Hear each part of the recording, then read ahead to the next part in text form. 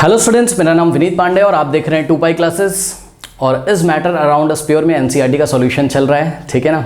और इस वीडियो में हम सॉल्व करेंगे आपका जो क्वेश्चन नंबर 1 दिया हुआ है पेज नंबर 24 पे, ठीक है। ये वाला दो तरीके के सेट दिए ना, एक लेफ्ट में राइट में जो नीचे classify the following chemical as chemical और फिजिकल चेंज, ठीक है ना। तो इस क्वेश्चन को हम करेंगे, बट इसके पहले एक इन्फॉर्मेशन, जो बच्चों चैनल पे न्यू आए हैं पिन कमेंट चेक करें। पिन कमेंट क्या होता है? जो कमेंट सबसे ऊपर आ रहा है ना उसको पिन कमेंट बोलते हैं। देखिए वहाँ रीड मोर लिख के आ रहा होगा, रीड मोर पे क्लिक करिए, बहुत सारे लिंक्स ओपन होके आएंगे। मैं हर वीडियो में बच्चों को बताता हूँ, वहाँ पे आपको एनसीईआरटी का हमने पूरा प्लेलिस्ट बनाया हुआ है हर चैप्टर का, ठीक है ना। फिजिक्स, केमिस्ट्री एंड मैथमेटिक्स का एनसीईआरटी एग्जाम्पलर का भी वहाँ पे आपको प्लेलिस्ट मिल जाएगा। एनसीईआरटी एग्जाम्पलर अगर आपको नहीं पता है तो हम आपको बता दें, एनसीईआरटी के साथ साथ आपकी क्वेश्चन प्रैक्टिस करने के लिए एक और बुक सीबीएसई ने लगा के रखी, दैट इज एनसीईआरटी एग्जाम्पलर, ठीक है।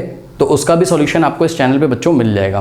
तो ये छोटी सी एक इन्फॉर्मेशन थी। अगर आपको किसी चैप्टर का लिंक नहीं मिलता है, प्लेलिस्ट नहीं मिलता है, तो पिन कमेंट में मेरा नंबर दिया है, व्हाट्सअप करिए, वहाँ से हम आपको लिंक सेंड कर देंगे 7503644171 पे। ओके, नाउ अब क्वेश्चन नंबर 1 देखिए, यहाँ पर कह रहा है classify the following as chemical और फिजिकल चेंज। तो बच्चों देखिए, थोड़ा सा आपको हम याद दिला देते हैं कि फिजिकल चेंजेस क्या होते हैं और केमिकल चेंजेस क्या होते हैं। फिजिकल चेंज ऐसे चेंजेस होते हैं जब भी आपको कोई चेंज दिखाई पड़ रहा हो और वहाँ पर कोई भी न्यू सब्सटेंस ना बने, कोई भी न्यू सब्सटेंस ना बने। Those changes in which no new substances are formed is known as what?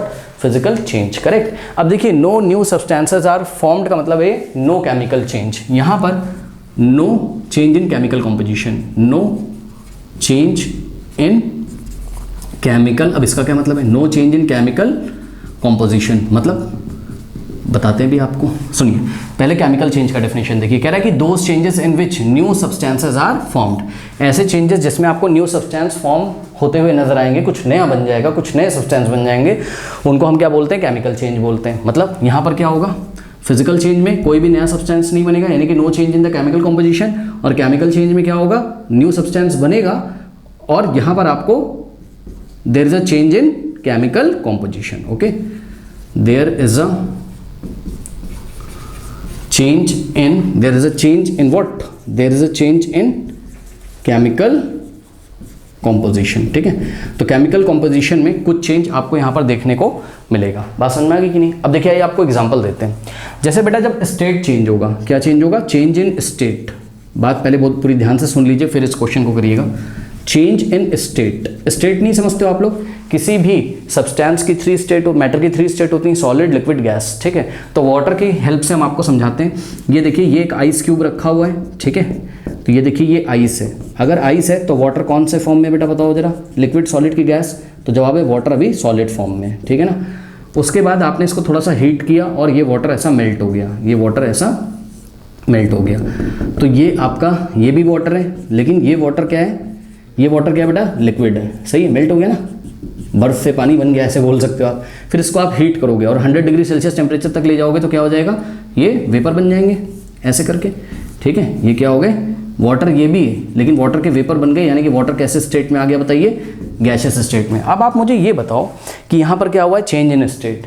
ये फिजिकल चेंज है या केमिकल चेंज है? यानी कि आइस से वाटर बन रहा है, वाटर से फिर वाटर का गैस बन रहा है, यानी कि आइस से वाटर लिक्विड, फिर वाटर लिक्विड से वाटर गैस। ये फिजिकल चेंज ही तो है, कोई नया सब्सटेंस कहाँ बना भाई? बात समझो, नहीं समझ पा रहे हो? सुनो, मैं बताता हूँ आपको। ये जो आइस है, अगर आइस में आप इसका केमिकल कॉम्पोजिशन चेक करोगे, केमिकल कॉम्पोजिशन मतलब जिन भी टाइप के पार्टिकल से वो मिलके बना हुआ है, कौन? आइस। तो पता है, आप मेरी बात सुन लीजिए, वाटर के मॉलिक्यूल का जो फॉर्मूला होता है वो होता है H2O। What is H2O? This is the molecule of water. H2O is what? This is the molecule of water. ये वाटर की मॉलिक्यूल का फॉर्मूला है। अब मेरी बात ध्यान से सुनिए, मॉलिक्यूल क्या होता है? मॉलिक्यूल एटम्स का कलेक्शन होता है। ये हम आपको पढ़ाएंगे कहाँ? एटम्स एंड मॉलिक्यूल्स में, लेकिन अभी के लिए सुन लीजिए।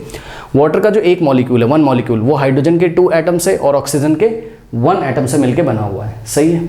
अब सुनो, आइस में जाके आपने जब चेक किया कि आइस भाई किन से मिलके बना है, कौन सा, इसका केमिकल कॉम्पोजिशन क्या है, यानी कि जिन भी पार्टिकल से मिलके बना है वो पार्टिकल्स कौन है? तो जवाब है वो पार्टिकल्स क्या है? वो पार्टिकल्स वाटर के मॉलिक्यूल्स हैं। चेक करिए, ये भी क्या है? H2O। ये भी क्या है? H2O। ये भी क्या है? H2O। ये भी क्या है? H2O। ये भी क्या है? H2O।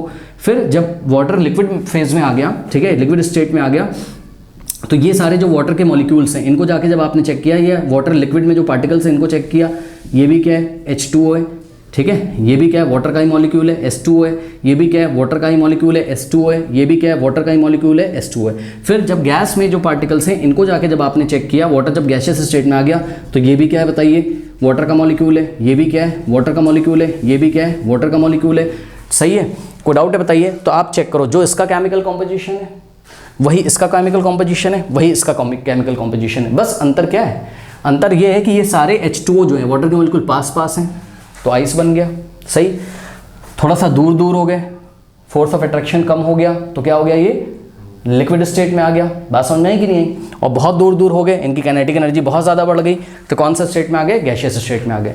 क्या यहाँ पर केमिकल कॉम्पोजिशन में कोई चेंज हुआ है? नो सर, कोई नया सब्सटेंस नहीं बना है भाई। यहाँ पे भी वाटर के मॉलिक्यूल्स का ही कलेक्शन है, यहाँ पे भी वाटर के मॉलिक्यूल्स का ही कलेक्शन है, यहाँ पे भी वाटर का मॉलिक्यूल का ही कलेक्शन है। और तीनों केसेस में आप देखिए वाटर के जो मॉलिक्यूल हैं, वाटर का जो मॉलिक्यूल है, एक मॉलिक्यूल को अगर आप चेक करो तो वाटर के एक मॉलिक्यूल का जो केमिकल कॉम्पोजिशन है वो क्या है, हाइड्रोजन के 2 एटम और ऑक्सीजन के 1 एटम से मिलकर बना हुआ है। चाहे इस सैंपल में से, आइस के सैंपल में से एक वाटर का मॉलिक्यूल निकाल के चेक करो, उसमें भी हाइड्रोजन के 2 एटम और ऑक्सीजन का 1 एटम है। चाहे वाटर में से एक मॉलिक्यूल निकाल के वाटर का चेक करो तो उसमें भी हाइड्रोजन के 2 एटम, ऑक्सीजन का 1 एटम है। और चाहे वाटर के गैस में से एक मॉलिक्यूल निकाल के चेक करो, हाइड्रोजन के 2 एटम और ऑक्सीजन का 1 एटम है। तो बताइए क्या कुछ नया बना केमिकली? नो। तो ये क्या है, फिजिकल चेंज है। तो बेटा याद रखिएगा, जब भी चेंज इन स्टेट होता है, यानी कि कोई भी सब्सटेंस सॉलिड से लिक्विड में जा रहा हो, लिक्विड से गैस में, या फिर इसका जस्ट रिवर्स, गैस से लिक्विड में आ रहा हो या लिक्विड से सॉलिड में आ रहा हो, ठीक है, या सब्लिमेशन हो रहा हो, यानी कि सीधे सॉलिड से किस में जा रहा हो, गैस में, या गैस से सीधे सॉलिड में आ रहा हो, जब भी स्टेट में चेंज होगा स्टूडेंट्स याद रखिएगा, change in state is the example of physical change. Change in state जब भी होगा तो ये क्या होगा, फिजिकल चेंज होगा यहाँ पर। सही है, लेकिन बेटा केमिकल चेंज थोड़ा सा समझ लीजिए, ठीक है। आइए आपको केमिकल चेंज समझाते हैं। बेटा केमिकल चेंज में क्या होता है, आप दो सब्सटेंस लोगे, ठीक है ना, कोई भी दो या दो से ज़्यादा सब्सटेंस हो गए, उनके बीच में कुछ केमिकल रिएक्शन होगी, कुछ नया ही बन जाएगा, कुछ नया ही बन जाएगा, कुछ नया सब्सटेंस बन जाएगा। आइए आपको दिखाते हैं, ठीक है ना। तो ये दोनों डेफिनेशन आप लोग नोट कर लीजिए, है ना, मैं इसको हटा दूंगा, नोट कर लीजिए। देखिए अब यहाँ पे हम आपको समझाते हैं तो ये क्वेश्चन आपका ईजिली होगा। देखो बेटा केमिकल चेंज का एक एग्जांपल दिखाते हैं। आप हाइड्रोजन ले लो, ठीक है, ये हमने हाइड्रोजन ले लिया। हाइड्रोजन के मॉलिक्यूल का फॉर्मूला होता है H2 और ऑक्सीजन के मॉलिक्यूल का फॉर्मूला होता है O2। ये आप एटम्स एंड मॉलिक्यूल्स में आगे चल के पढ़ोगे, ज़्यादा परेशान मत हो, अभी देख लो। जब हाइड्रोजन ऑक्सीजन के साथ रिएक्शन करता है तो क्या बनता है, वाटर, H2O। बेटा एक बात बताओ, ये क्या है जो H2 लिखा है, क्या है, बोलो फटाफट, ये क्या है, हाइड्रोजन है, सही है। ये क्या है बताइए, ऑक्सीजन है, सही है। ये दोनों के मॉलिक्यूल पास पास आए, यानी कि हाइड्रोजन और ऑक्सीजन को हमने कांटेक्ट में लेके आए तो कुछ नया बन गया, एक चेंज हुआ, और क्या बन गया बताइए, वाटर बन गया। ये चेक करिए, ये वाटर बन गया। अब मेरी बात ध्यान से सुनो बेटा, हाइड्रोजन एक अलग सब्सटेंस है और वाटर एक अलग सब्सटेंस है, कोई डाउट है? हाइड्रोजन अगर कहीं पे गैस ऐसे निकल रही हो ना बेटा, अगर हाइड्रोजन कहीं पे गैस ऐसे निकल रही हो और आप यहाँ पे अगर एक मैच स्टिक लेके आओ या स्प्लिंटर लेके आओ, स्प्लिंटर, ठीक, अरे लाइटर जो होता है, ठीक, तो कहीं से अगर गैस ऐसे हाइड्रोजन निकल रही होगी, वहाँ पे मैच स्टिक लेके आओ, माचिस की तीली जलती हुई लेके आओ, पता है हाइड्रोजन कैसा साउंड करेगा, this one, hydrogen pop sound के साथ बर्न होता है, याद रखिएगा। लेकिन वाटर, ये देखिए ग्लास में वाटर रखा हुआ है, यहाँ माचिस की तीली लेके आओ जलती हुई, ये तो आग ही बुझा देगा। तो आप क्या देख रहे हो, वाटर की अपनी अलग प्रॉपर्टीज हैं, हाइड्रोजन की अपनी अलग प्रॉपर्टीज हैं। और आइए आपको एग्जांपल दिखाते हैं, ध्यान से चेक करिए। ऑक्सीजन क्लास 6, 7, 8 में आपने पढ़ा है, ऑक्सीजन कंबशन में हेल्पफुल होती है। भूल चुके हो क्या है, कैंडल वाला एक्सपेरिमेंट था। ये कैंडल ऐसे बर्न करते हुए हम रख देते थे और इसके ऊपर एक ग्लास ऐसे इन्वर्ट करके रख देते थे। ग्लास जब इन्वर्ट कर देते थे, कैंडल थोड़ी देर के बाद बंद हो जाती थी। क्यों, कैंडल का कंबशन क्यों बंद हो जाता था? क्योंकि अंदर जितनी भी अवेलेबल ऑक्सीजन थी वो फिनिश हो गई और बाहर से ऑक्सीजन अंदर, एटमॉस्फेयर से ऑक्सीजन अंदर, एयर से अंदर ऑक्सीजन नहीं आ पा रही है, करेक्ट। यानी कि जो ऑक्सीजन है वो कंबशन में हेल्प करती है, लेकिन क्या वाटर कंबशन में हेल्प करता है? नहीं। कहीं पे आग लगी हुई, आप वाटर डाल दीजिए, वाटर तो फायर एक्सटिंग्विशर है, वो तो आग को बुझा देगा, सही है। तो आपने क्या देखा, आपने देखा ये जो दोनों सब्सटेंस थे इनकी प्रॉपर्टीज अलग थी और जो कुछ नया बन गया इनकी प्रॉपर्टीज क्या है, अलग है। और आप क्लियरली देख भी रहे हो कि हाइड्रोजन का जो केमिकल कॉम्पोजिशन है वो क्या है, ये हाइड्रोजन के 2 एटम से मिलकर बना है।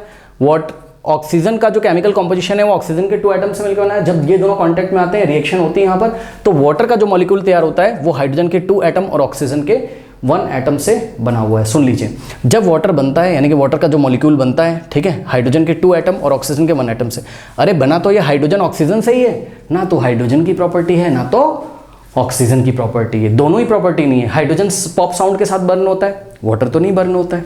ऑक्सीजन कंबशन में हेल्प करता है, वाटर तो नहीं करता है। बात समझ में आई कि नहीं आई? तो ये चीज़ है। तो ये एक तरीके का कैसा चेंज है बताइए? केमिकल चेंज है। हम बोलेंगे दो तरीके के केमिकल हैं, हाइड्रोजन और ऑक्सीजन। दो तरीके के सब्सटेंस है केमिकल और दो तरीके के सब्सटेंस है हाइड्रोजन ऑक्सीजन, केमिकली कंबाइन होकर क्या बना रहे हैं? वाटर बना रहे हैं। कोई डाउट है बताइए? ओके, अब ये केमिकल चेंज का एग्जाम्पल है। CG बोल सकते, क्या बोलेंगे? केमिकल चेंज, अरे शॉर्ट में लिख लो यार, CC केमिकल चेंज, ठीक है ना। अब सुनो, इसी का रिवर्स प्रोसेस होता क्या है बेटा? क्लास 10th में आप पढ़ोगे, जब वाटर की हम इलेक्ट्रोलिसिस करते हैं, क्या करते हैं? वाटर की हम इलेक्ट्रोलिसिस, ठीक है। वाटर की इलेक्ट्रोलिसिस का क्या मतलब है? वाटर में बेटा हम जब इलेक्ट्रिक करंट पास कराते हैं, वाटर में जब हम इलेक्ट्रिक करंट पास कराते हैं तो हमको दो तरीके की गैसेस मिलती हैं, याद रखिएगा। कौन कौन सी? हाइड्रोजन और ऑक्सीजन। कैसे मिलती हैं हम क्लास 10th में पढ़ेंगे, लेकिन ध्यान दें, वाटर में जब भी आप इलेक्ट्रिसिटी पास करोगे, करंट पास करोगे, तो आपको यहाँ पर वापस से क्या मिल जाएगा? इसी का रिवर्स प्रोसेस मिल जाएगा, यानी कि हाइड्रोजन और ऑक्सीजन। अब वाटर में करंट कैसे पास करते हैं वो क्लास 10th में डिटेल में आपको पढ़ाएंगे, उसके लिए मत परेशान हो। इसको हम बोलते हैं वाटर का इलेक्ट्रोलिसिस कर दिया। इलेक्ट्रो का मतलब इलेक्ट्रिसिटी, वाटर में इलेक्ट्रिसिटी दी, और लिसिस मतलब ब्रेक करना। इलेक्ट्रिसिटी देकर हमने क्या करा? ब्रेक कर दिया। किसको? वाटर को। हाइड्रोजन और ऑक्सीजन में। अब आप हाइड्रोजन और ऑक्सीजन में, अब आप मुझे ये बताइए, देखिए आप लेके क्या चले थे बताइए? वाटर, मिल क्या गया? हाइड्रोजन और ऑक्सीजन, करेक्ट। तो आप मुझे ये बताइए कि ये जो न्यू सब्सटेंस आपको मिले हुए हैं, हाइड्रोजन और ऑक्सीजन, ठीक है, क्या इनमें नई केमिकल प्रॉपर्टीज नहीं है? बिल्कुल है। वाटर फायर एक्सटिंग्विशर था, लेकिन हाइड्रोजन पॉप साउंड के साथ बर्न होता है। वाटर फायर एक्सटिंग्विशर था, लेकिन ऑक्सीजन जो है वो क्या है? कंबशन में हेल्प करता है। तो इस तरीके से इनकी जो केमिकल प्रॉपर्टीज़ हैं वो सब क्या है? अलग अलग हैं दोनों का। केमिकल कॉम्पोजिशन भी अलग अलग है। ये हाइड्रोजन के 2 एटम और ऑक्सीजन के 1 एटम से मिलकर बना है, और ये हाइड्रोजन के 2 एटम से, ये ऑक्सीजन के 2 एटम से। तो इस तरीके से ये जो इलेक्ट्रोलिसिस आपने किया हुआ है, ठीक है, ये किसका एग्जाम्पल है? केमिकल चेंज का एग्जाम्पल है। याद रखिएगा स्टूडेंट्स, जब भी इलेक्ट्रोलिसिस होगी कहीं पे, इलेक्ट्रिक करंट जब भी पास किया जाएगा और आपको कुछ नया मिलेगा, ठीक है, तो वो केमिकल चेंज होगा। क्योंकि पता है, आप क्लास 12 में एक सब्जेक्ट पढ़ेंगे जिसका नाम है इलेक्ट्रोकेमिस्ट्री। क्या नाम है उसका? इलेक्ट्रोकेमिस्ट्री। जैसे आप केमिस्ट्री पढ़ते हो ना, वैसे आप इलेक्ट्रोकेमिस्ट्री पढ़ोगे, यानी कि कहीं ना कहीं किसकी बात करी जाएगी?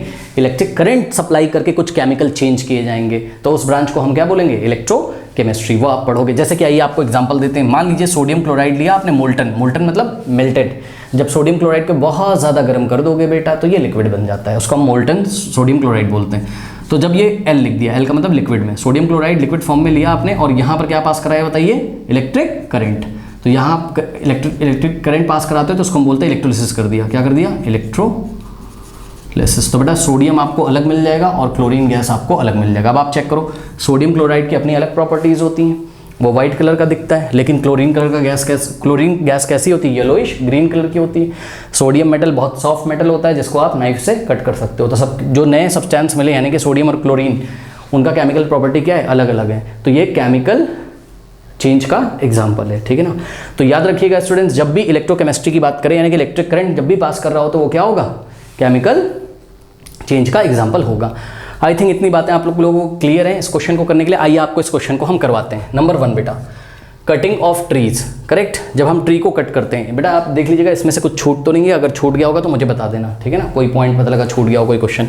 नाउ कटिंग ऑफ ट्रीज को जब आप कट करते हो, अब बताओ, एक बात बताओ, मेरी बात ध्यान सुनो। ट्रीज को आपने कट करा, अगर आप फील नहीं कर पा रहे हो तो आप मेरी बात सुनो ध्यान से बेटा। मान लो ये हमारे पास क्या है? ये हमारे पास एक ग्लास है, आयरन का बना हुआ है, मान लो लोहे का ग्लास है, अरे मान लो चांदी का ग्लास है, चलो मान लो चांदी का ग्लास है, ये चांदी का, सिल्वर का ग्लास है, ठीक है। ये देखिए, ये एक सिल्वर का ग्लास है, करेक्ट। अब हमारा सवाल सुनिए, सिल्वर का ग्लास किस तरीके के पार्टिकल से मिलके बना है? तो जवाब है सिल्वर के एटम से मिलके बना हुआ है, सही है। सिल्वर के एटम का जो फॉर्मूला होता है, आप बस मैं समझाने के लिए आपको एटॉमिक फॉर्मूला बता रहा हूँ, वो तो आप अगली क्लास में मतलब एटम एंड मॉलिक्यूल में सीखोगे ना, परेशान ना हो, दिल पे मतलब। सुनो, ये जो Ag है, Ag हम क्या बोलते हैं? Ag क्या होता है? सिल्वर का एटम होता है। तो ये जो ग्लास बना हुआ है बेटा, ये सिल्वर के एटम से मिलके बना हुआ है। ये देखिए, ये सब सिल्वर के एटम है, ये भी सिल्वर का एटम है, ठीक, ये भी सिल्वर का एटम है, ये भी सिल्वर का एटम है, ये भी सिल्वर का एटम है, ये भी सिल्वर का एटम है, ये भी सिल्वर का एटम है, ये भी सिल्वर का एटम है, ये भी सिल्वर का एटम है, ठीक, ये भी सिल्वर का एटम है। अब मेरी बात ध्यान से सुनो बेटा, एक बात बताओ, अगर हम एक मशीन ले आए, वो आपने देखा ना मशीन ऐसा काटने वाली, हाँ, जैसे लकड़ी काटी जाती है, वैसे इस चांदी के ग्लास को यहाँ से काट दीजिए। अब चांदी के ग्लास को काट दिया, ये 2 पीसेस में हो गया, 2 अलग अलग पीसेस में हो गया। ये देखिए चांदी का ग्लास आपने काट दिया और इसको कट कर दिया, तो ये देखिए 2 अलग अलग पीसेस हो गए। ये एक पीस ये निकला और एक पीस ये निकला, करेक्ट। यहाँ बीच से इसको हमने काट दिया। अब बेटा एक बात बताओ, क्या कोई केमिकल चेंज हो गया? क्या कोई केमिकल चेंज हो गया? No sir. अगर आप ऊपर वाले पीस में से उठाओगे बेटा, तब भी आपको ये जो पार्टिकल्स हैं ये क्या हैं? ये सिल्वर के एटम ही तो हैं। ये भी सिल्वर है, सही है, ये भी क्या है? सिल्वर है, ठीक। ये भी क्या है? सिल्वर है। ये भी क्या है? सिल्वर का एटम है, सब सिल्वर के एटम है, करेक्ट। तो काटने से ऐसा थोड़ी ना कि सिल्वर के एटम की जगह कॉपर के एटम आ जाएंगे या सिल्वर किसी से केमिकल रिएक्शन कर लेगा। ना ना ना ना, कोई भी केमिकल चेंज यहाँ पर नहीं आया है। यानी कि जैसा केमिकल कॉम्पोजिशन पहले था ग्लास का, वैसा ही अभी भी है। तो जब आप किसी भी चीज़ को कट करोगे तो वहाँ पर कोई भी केमिकल चेंज आपको नहीं देखने को मिलेंगे, ये फिजिकल चेंज है। यहाँ पर इन्होंने ट्री को कट किया है। अब जब आप ट्री को कट करते हो बेटा, ट्री किससे मिलकर बना हुआ है बताइए? ट्री में डिफरेंट टाइप के हाइड्रोकार्बन्स होते हैं, ठीक है ना। जैसे यहाँ पर सिल्वर के एटम होते हैं, वहाँ डिफरेंट टाइप के हाइड्रोकार्बन्स के मॉलिक्यूल्स होते हैं, और भी डिफरेंट चीज़ें होती हैं। जो भी ट्री का केमिकल कॉम्पोजिशन होगा उससे आपको मतलब नहीं है, लेकिन काट दोगे तो क्या केमिकल कॉम्पोजिशन चेंज हो जाएगा? नहीं भाई। ट्री जिन पार्टिकल से पहले मिलके बना था, 2 पीस हो जाएंगे बस उसके। आप चाहे फर्स्ट पीस को उठाओ, उसका भी केमिकल कॉम्पोजिशन वही रहेगा। आप चाहे सेकंड पीस को उठाओ, उसका भी केमिकल कॉम्पोजिशन वही रहेगा, ठीक है ना। तो इस तरीके से बेटा कटिंग ऑफ ट्रीज किसका एग्जाम्पल हो गया बताइए? फिजिकल चेंज का, ठीक है। फिजिकल चेंज के लिए मैं क्या लिखूंगा बताइए? पीसी। और केमिकल चेंज के लिए मैं सीसी लिखूंगा, याद रखिएगा, ठीक है। समझ जाओगे इतना तो यार तुम लोग, ठीक है ना। चलो, melting of butter in a pan. हाँ, ये देखिए बटर क्या कर रहा है? मेल्ट कर रहा है। बटर आपका सॉलिड फॉर्म में था, ये देखिए पैन है, इस पैन में बेटा बटर रखा हुआ है। यहाँ ये सॉलिड फॉर्म में बटर है, आपने इसको हीट दिया और बटर मेल्ट हो गया। ये देखिए बटर लिक्विड में आ गया। यहाँ सॉलिड में था बटर और यहाँ लिक्विड में आ गया। बेटा क्या हुआ? क्या हुआ? चेंज इन स्टेट ही तो हुआ है। सॉलिड से किस में चेंज हो गया? लिक्विड में।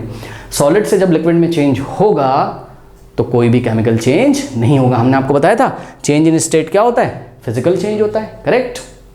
क्यों? क्योंकि वापस से जो मेल्टेड लिक्विड है इसको आप ठंडा कर दीजिए, कूल कर दीजिए, वापस से बटर बन जाएगा सॉलिड। और देखो भाई सीधी सी बात है, ये जो बटर सॉलिड है इसमें जिस भी तरीके के फैट्स के पार्टिकल हैं या जो भी कार्बोहाइड्रेट जो भी इसमें मौजूद है, जो भी मॉलिक्यूल्स मौजूद हैं, जिस भी टाइप का इसका केमिकल कॉम्पोजिशन है, सेम केमिकल कॉम्पोजिशन किसका होगा? बटर लिक्विड का, जब लिक्विड बटर में आ जाएगा। बस डिफरेंस क्या होगा कि यहाँ पर पार्टिकल्स पास पास हैं और लिक्विड में पार्टिकल्स क्या हैं? थोड़े से दूर दूर है। बात समझ में आई कि नहीं? बट केमिकल कॉम्पोजिशन चेंज नहीं होगा। तो यहाँ पर melting of butter in pan, change in state हो रहा है, सॉलिड से किस में जा रहा है? लिक्विड में। तो ये क्या आपका फिजिकल चेंज है, करेक्ट। तो बेटा सेकंड वाला भी हो गया आपका फिजिकल चेंज, याद रखिएगा। नेक्स्ट क्या है? रस्टिंग ऑफ अलमीरा। अलमीरा में जो जंग लग जाती है बच्चों, ठीक है ना, अलमीरा में जो जंग लग जाती है, आपने देखा ना आपकी अलमारी में कहते नहीं जंग लग गई, अलमारी खराब हो गई, कबाड़ी वाले को बेच दो, अब इसको खराब हो गई। सुनो, तो जो अलमीरा होती है, ठीक है ना, अलमीरा में आयरन होता है। क्या होता है? ये जो अलमीरा बनी होती है आपकी आयरन से मिलके बनी होती है। किससे?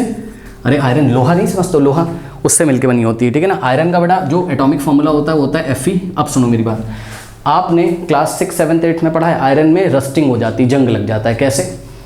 एयर और मॉइस्चर के प्रेजेंस में, यानी कि एयर भी मौजूद होना चाहिए और वाटर भी मौजूद। मॉइस्चर मतलब गीलापन। एटमॉस्फेयर में जो वाटर के पार्टिकल्स जब ज़्यादा जाते हैं तो हम बोलते हैं मॉइस्चर ज़्यादा है, ठीक है ना। तो याद रखिएगा जब भी ऑक्सीजन होगा और वाटर होगा, ऑक्सीजन कहाँ से मिलेगा? एयर से। और वाटर कहाँ से मिलेगा? जो मॉइस्चर है, ठीक। तो जब भी इस आयरन को क्या मिल जाता है बेटा? ऑक्सीजन मिल जाता है और साथ में क्या मिल जाता है? वाटर। तो ये आयरन के एटम जो हैं वो एक स्पेशल टाइप का ऑक्साइड बना देते हैं, ठीक है। ये देखिए जिसको हम बोलते हैं Fe2O3.24S2, ऐसा कुछ होता है। ये number of water particle change हो सकते हैं, ये सब आपको याद नहीं करना, बस मैं बता रहा हूँ।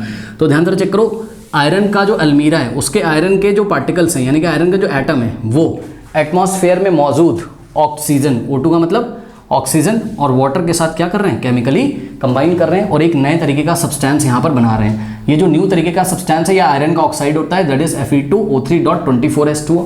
सुनिए, ये जो ऑक्साइड होता है ये क्या होता है? अगर किसी अलमीरा में जंग लगा हो, आप उस पर अपने हाथ फिंगर ले जाइएगा, ऐसे ऐसे करिएगा अलमीरा को, आपके हाथ में एक ब्राउन कलर का सब्सटेंस आ जाएगा। नहीं समझे? अरे किसी गेट पे जंग लगा हो, पुराना गेट कोई हो, पुराना लोहे का गेट हो, लोहे का कोई पुराना सामान रखा हो, लोहे की अलमारी कोई पुरानी रखी हो, उस पर एक ब्लैक फ्लेकी सब्सटेंस, ब्लैक कह रहा हूँ सॉरी, ब्राउन फ्लेकी सब्सटेंस आ जाता है। ये क्या है? एक तरीके का ब्राउन फ्लेकी सब्सटेंस, ठीक है। ब्राउन फ्लेकी मतलब भुरभुराहट के साथ मिट्टी जैसा वो आपके हाथ में लग जाएगा इस तरीके से। तो बेटा एक बात बताओ, अगर ये बन गया तो आयरन रहा कहाँ? हाँ, आयरन कहाँ रहा? कुछ नया बन गया ना। हाँ, आयरन का केमिकल कॉम्पोजिशन ही चेंज हो गया। आयरन का ऑक्साइड बन गया, सही है ना। तो इस तरीके से जब रस्टिंग होगी, और एक चीज़ और बता दे रहे हैं, जब ये रस्टिंग हो गई तो जो जंग होता है, जिसको जो ब्लैक फ्लेकी सब्सटेंस आपके हाथ में लगता है, वापस इससे आप आयरन नहीं बना सकते हो, याद रखिएगा, वापस इससे आप आयरन नहीं बना सकते हो, ठीक है ना। तो रस्टिंग ऑफ अलमीरा किसका एग्जाम्पल है बताइए, सीसी, केमिकल चेंज का, करेक्ट। उसके बाद boiling of water to form steam, बेटा बहुत ईजी है, वाटर का आप बॉईल कर रहे हो स्टीम, तो ये वाटर है, इसको आपने बॉईल किया, स्टीम बन गया, क्या है हो रहा है, चेंज इन स्टेट, लिक्विड से किस में जा रहा है, गैस में, तो फिजिकल चेंज है यहाँ, ठीक है ना। तो ये हो गया आपका फिजिकल चेंज। नाउ नेक्स्ट है passing of electric current through water and water breaking down into hydrogen and oxygen, यही बताया था अभी हमने आपको, याद है कि वाटर में ये क्या पास कर रहे हैं बताइए, इलेक्ट्रिक करंट, वाटर में इलेक्ट्रिक करंट यानी कि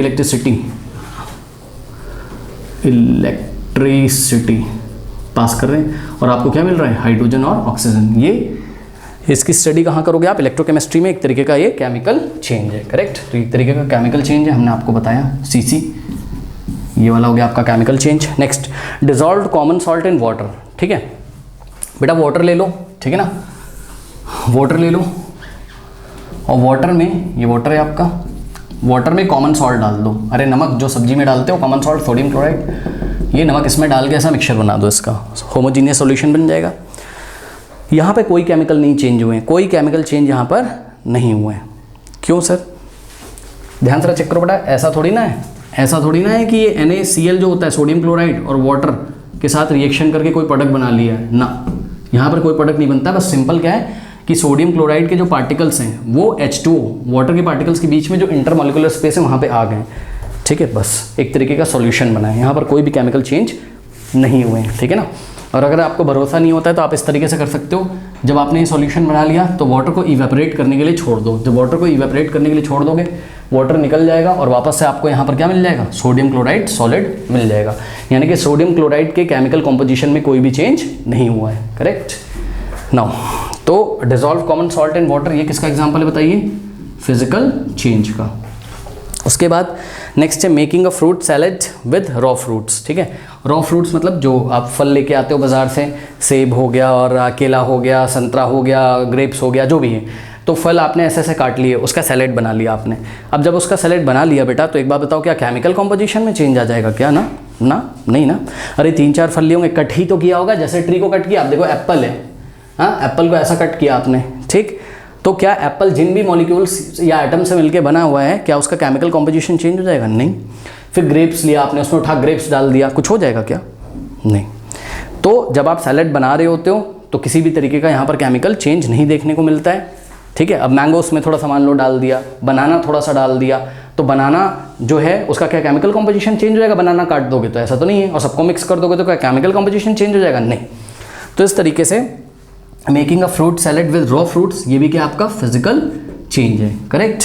नाउ नेक्स्ट है burning of a paper and would, ठीक है, पेपर को जब आप बर्न करते हो या वुड लकड़ी को आप बर्न करते हो, अब आपको हम बता देते हैं पेपर या वुड में डिफरेंट टाइप के हाइड्रोकार्बन्स होते हैं, क्या होते हैं, पेपर हो हाइड्रोकार्बन्स, हाइड्रोकार्बन्स क्या होते हैं, ऐसे कंपाउंड्स जिसमें हाइड्रोजन प्रेजेंट हो और कार्बन, जैसे कि मीथेन CH4, ये क्या है, मीथेन है, ठीक है। एग्जांपल दे दे रहे हैं, मीथेन का बेटा जब कंबशन कराओगे यानी कि ऑक्सीजन के प्रेजेंस में इसको बर्न करोगे, तो ये देखिए ऑक्सीजन आपको कहाँ से ले लेगा, एयर से ऑक्सीजन ले लेगा, और ये आप इसका कंबशन कर रहे हो, कंबशन जब आप करोगे तो पता है आपको क्या मिलेगा, कार्बन डाइऑक्साइड मिलती है, वाटर मिलता है, साथ में बहुत सारी हीट और लाइट मिलती है, हीट एंड लाइट, करेक्ट।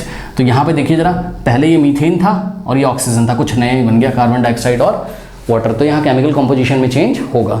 तो ये जो वुड होते हैं इसमें डिफरेंट टाइप के हाइड्रोकार्बन्स होते हैं, पेपर में भी डिफरेंट टाइप के हाइड्रोकार्बन्स होते हैं, जब आप इसको बर्न करोगे तो कुछ नए ही प्रोडक्ट बन के आ जाएंगे, जैसे कि carbon dioxide, water vapour.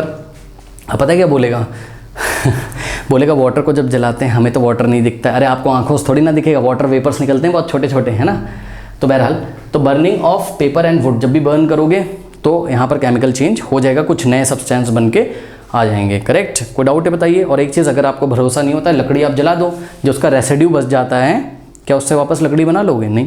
Paper का जो रेसिड्यू, जो राख जो उसकी बच जाती है, क्या उससे वापस पेपर बना लोगे? नहीं। तो ये किसका एग्जाम्पल है बताइए? ये इसका एग्जाम्पल है, ये है आपका केमिकल चेंज का, करेक्ट। आई थिंक आप लोगों को चीज़ें समझ में आ गई होंगी बच्चों, नोट कर लीजिए। नेक्स्ट क्वेश्चन जो है वो एंड स्क्रीन पे आ रहा होगा, ओके, कर लीजिए।